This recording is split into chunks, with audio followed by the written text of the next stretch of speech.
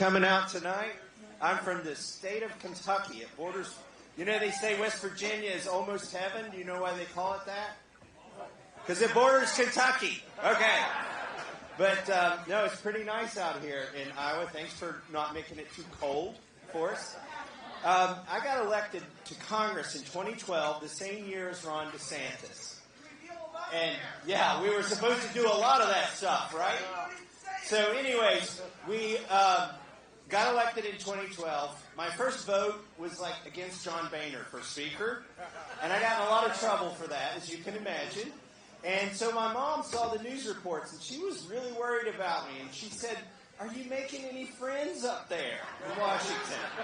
And I said, "Mom, if you met these people, you wouldn't want to be their friends either."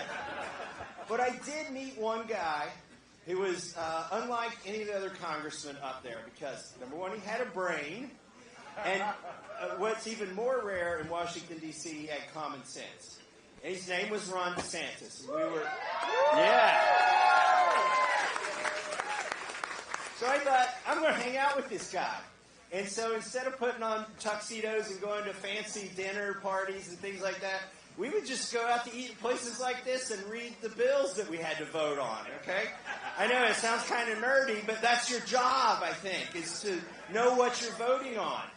So, we hung out together, and I started something called the Second Amendment Caucus in Congress. I thought we needed to have something dedicated to that, because that used to be my litmus test.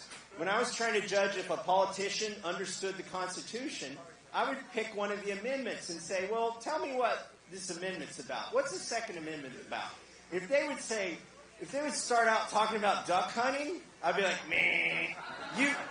The Second Amendment is about making sure the power is, that was, until the United States was formed, that power to defend yourself was always never trusted with the people. It was always in the hands of the government, and the government never trusted the people because the people weren't in charge. So that's been my litmus test. And Ron DeSantis, I'm happy to tell you, passes that with flying colors. He is the most pro-Second Amendment candidate in this race.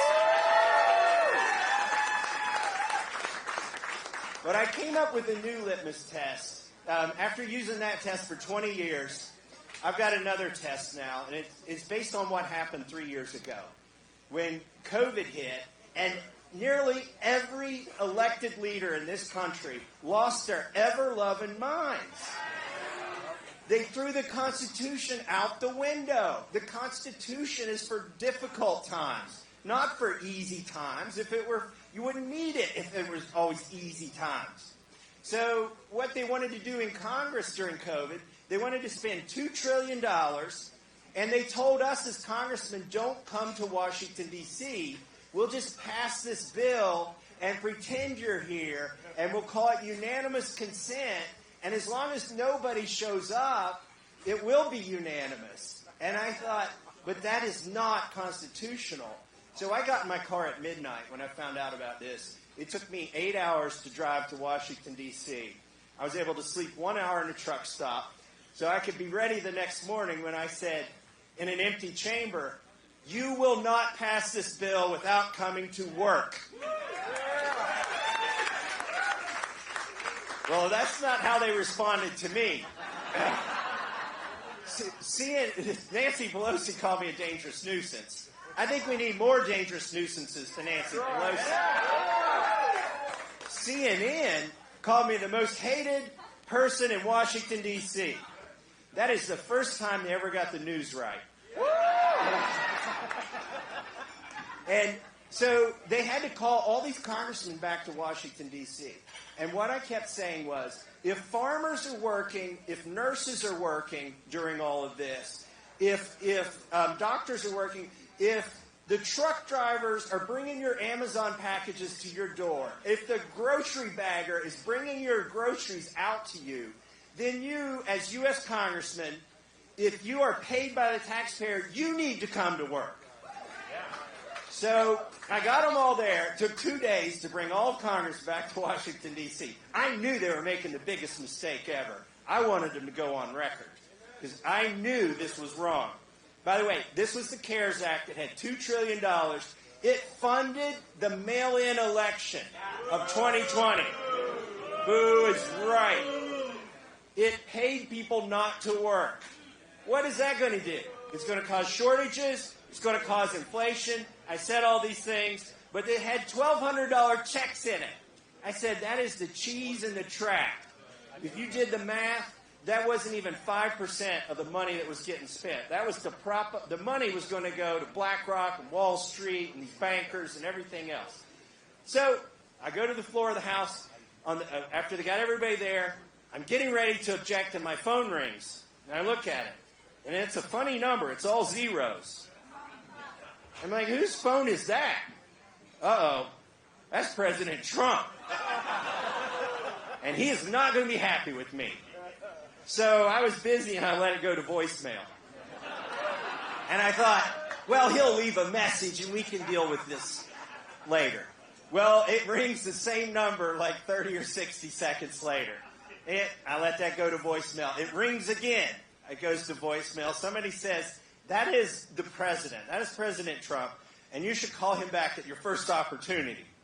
Well, they yielded some time for debate, and I knew they couldn't do the quarterback sneak with this bill, so I walked out of the chamber and called the White House. And they knew who I was, and they put me right through. And he comes on the line, and he goes, I'm coming at you like you've never seen. Never in your life before have you seen the way in which I will come at you. I'm more popular than you in Kentucky, and you know it. He was. I had done polling. He said, and he goes, yeah, not now he's not.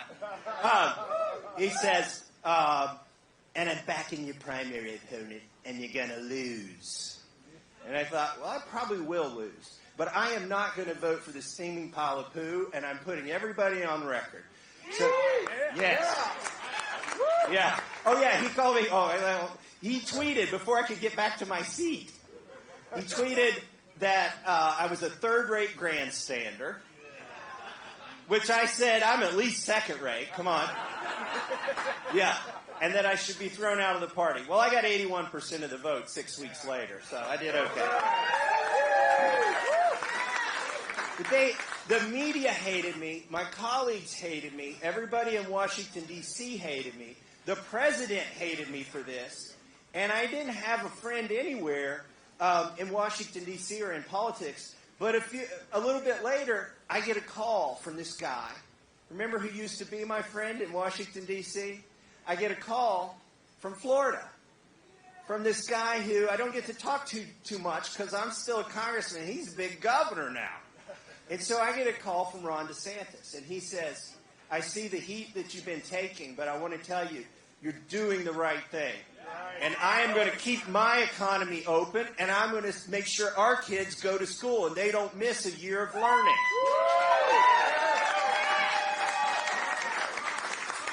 He said, I'm getting beat up by Trump, too. And I'm getting beat up by the media, and they're saying, that I'm going to be responsible for all of this and that and the other thing. He said, but I'm going to do it because I know it's the right thing. I don't care what the polling says. And in 2 years, people will know that you and I were doing the right thing. And I thought, here's a politician who can think 2 years ahead. Most of my colleagues can't think past lunch. And I said, if this guy, I hope my friend Ron DeSantis runs for president, because I want a chance to vote for him, and I want a chance to help him get elected.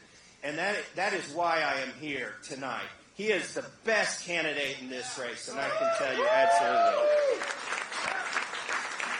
So now I got to introduce my next friend, maybe my only other friend.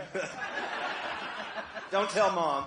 And he, they grade you on how you vote in Washington, D.C., some like Heritage and Freedom Works and those organizations.